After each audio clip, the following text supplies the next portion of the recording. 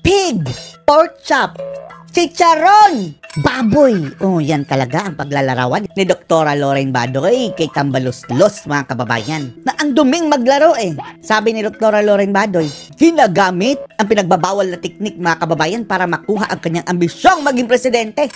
Ngayon pa lang, mga kababayan, sinisimulan na daw nila ito. Na ayon kay Dr. Loren Badoy, kinakasangkapan pa raw ang COMELEC, mga kababayan, sa pamumuno ni George Garcia.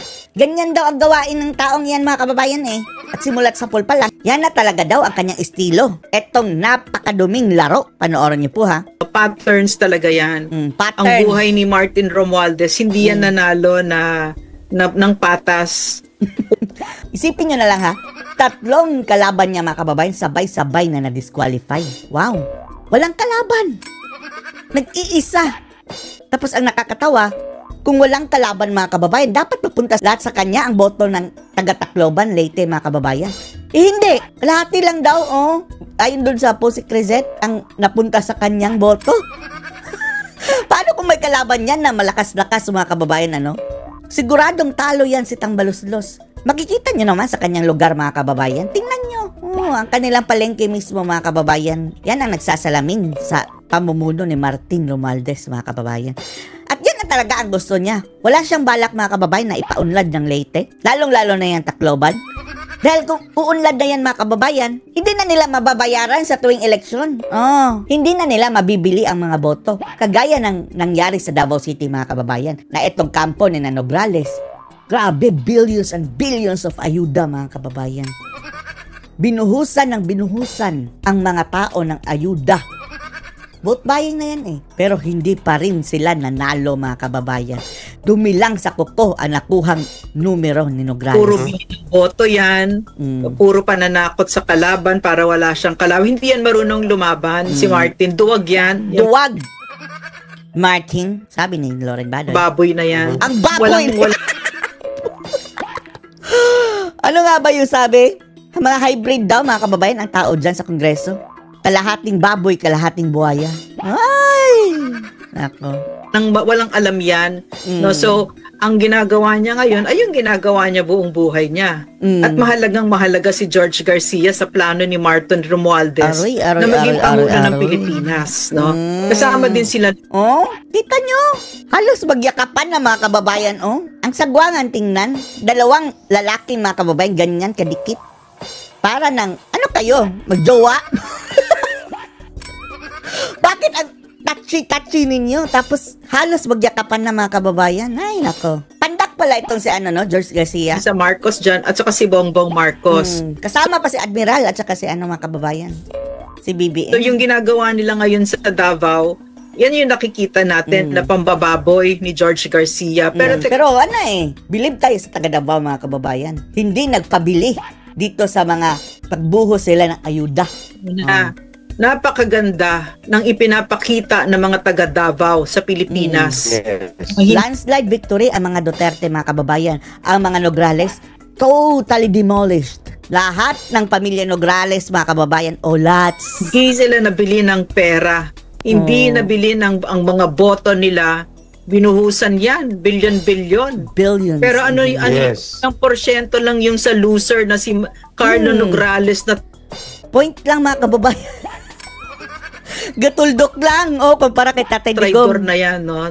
Loser. Traitor. Carlo Nograles, isa ka pa. Loser ka. Loser.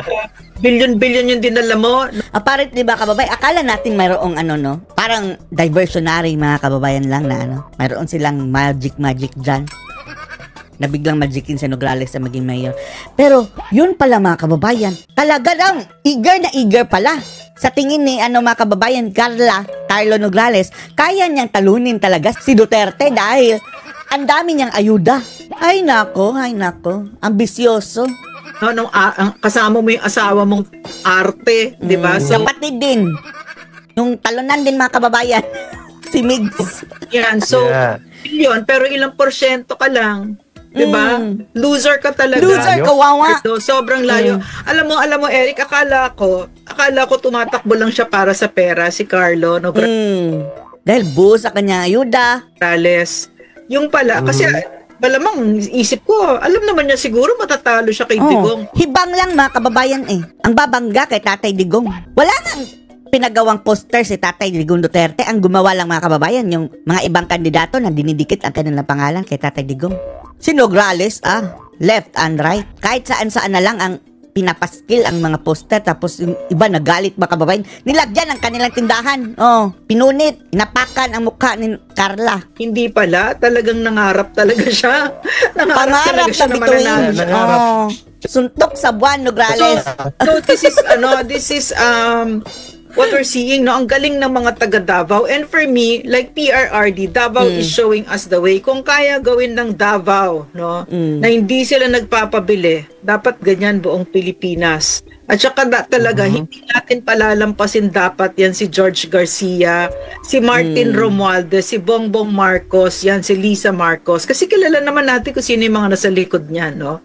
So yan yung dapat magkaisa tayo. Mahalagang hindi lang mga taga Davao mga kababayan, buong Mindanao. Maging majority sa mga Visayas. Example na lang yung Cebu mga kababayan, natalo si Gwen Garcia. Pero yung talaga nakakakilabot mga kababayan, yung lumabas ang mga tao, nung galit na galit sila na dinukot si Tatay Digong. Grabe. Hanggang ngayon mga kababayan, kinikilabutan pa rin tayo na grabe ang suporta ng mga tao. Lalong-lalo na yung sa Holosulu.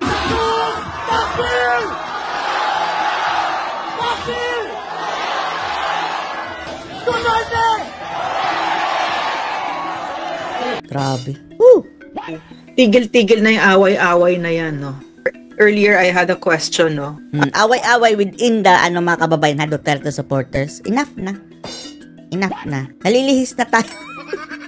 Pero, ayaw din nating pagsabihan mga kababayan. Itong mga vloggers ay magagalit. Pero kung makikinig kayo, kahit konti, enough na. Balik na tayo doon, inabangan.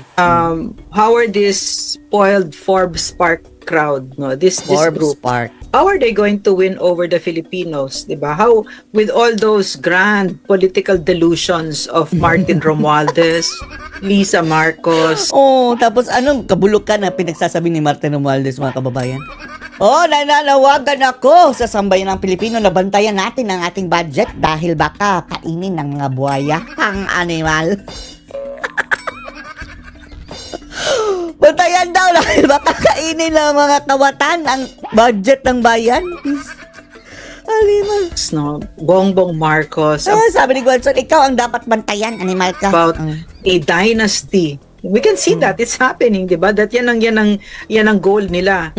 And yet the way they serve the Filipino people, no? Kinasusuklaman sila ng Pilipino. Talaga. Paano sila mananalo, 'di ba? Hindi. And the key there, the answer there is it is key to have someone like George Garcia and Comelec.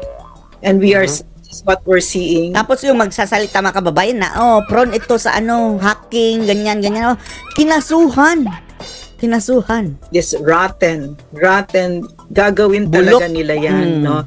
Ganon ang mga Marcos, no? Ganyan, nakita mo naman yung kawalangyaan, napakawalang hiya. Talaga, Eric, alam mo, mga kababayan, agree. Hindi ko alam kung nag-iisip pa ito mga ito, pero nakikita mo talagang wala talaga silang alam, lalo tungkol sa Pilipino.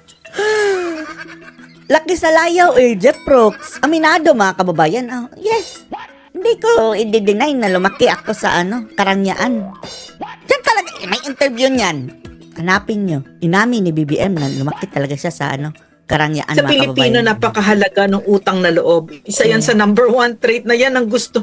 Yan talaga ang trait ng Pilipino na hindi mo makikita sa ibang mga bansa. Big deal yan sa atin. Ito, traidor. Tayo napakalaki yan. Itong ginagawa nila ngayon, pinandidirian sila ng Pilipino, yung ginawa nila kay PRRD, nakakadiri. Diba? Maraming nagngingit. Di ko nga alam ano ba iniisip nila, Eric? Ano sa tingin mo? Ano ba ito? Wala na. Kabangagan. Bangag lang ang ganyan kung mag-isip mga kababayan, bangag lang. Parang drugs talaga ito, no? Talagang yan na lang isip ko Ano mga utak na mga ulol na to? Akala siguro nila mga kababayan na hindi sila mawawala dyan sa kapangyarihan. Kaya siguro balak talaga na, di bali na, hindi naman kami bababa. O kung bababa man ako, may ipapalit ako, tambalos-los dyan na pag magtatanggol ako, mayroon akong plan B, plan C, plan D, hanggang plan E, hanggang si Amy Marcos nagiging contingency plan, mga kababayan. Para yan ang makiusap. Kung sakaling si Sara Duterte ang magiging presidente, si Amy nang bahala sa akin. Bulahin mo si Sara. Yan na, yan talaga mangyayari, mga kababayan. Hindi yan mapapanagot dahil makikiusap yan si Amy. Sana nga lang, mga kababayan, makikita yan ni Sara Duterte. Ma'am Lorraine, before po tayo magpapatuloy, nakita ko kanina nandyan na si Attorney Marlon Bosantog. I hope inaayos ang kanyang communication line and he can join us. Pero doon, ma'am, sa side comment mo kanina na hindi ba sila nag-iisip na ang taong bayan ay hindi mo pwedeng pasakayin? Pictorial dito. Turo-turo ako para sasabihin ng mga tao mayroon akong ginagawa. Mag-aasta akong guro. Mga bata, basahan niyo ito, pato. Pupunta ako sa MRT, sa mga mga kababayan, airport, at sasabihin, kulang sa basurahan, kulang sa... Hindi mo pwedeng ikot-ikotan ng gimmick at hagdanan, mga diskarte sapagkat maalam ang taong bayan na tututo sa karanasan. Pinagtatawanan na nga lang, no? Lahat ng post ni BBM, mga kababayan, mga reaksyon ng tao, laughing emoji. Tumitingin siya sa kasaysayan, nakita nila na ito na ginagawa ni Marcos Jr. at ni Martin Romualdez, walang pinagpaiba po ito doon sa ginawa ng tatay niya. Yung pag-control ng impormasyon, panggigipit sa media, gamit ng dahas. At ito namang media ngayon, mga kababayan, nako. Ano kayo pinasungal-ngal dyan, mga kababayan, Sigurado, mayroong deal niyan, mga kababayan. Paggamit ng poder at pwersa at pondo upang durugin ang anumang hibla ng political opposition. At yan din po ang ginagamit ngayon ni Marcos Jr. Correct. Ano masasabi niyo dito, mga kababayan? Post your comments below.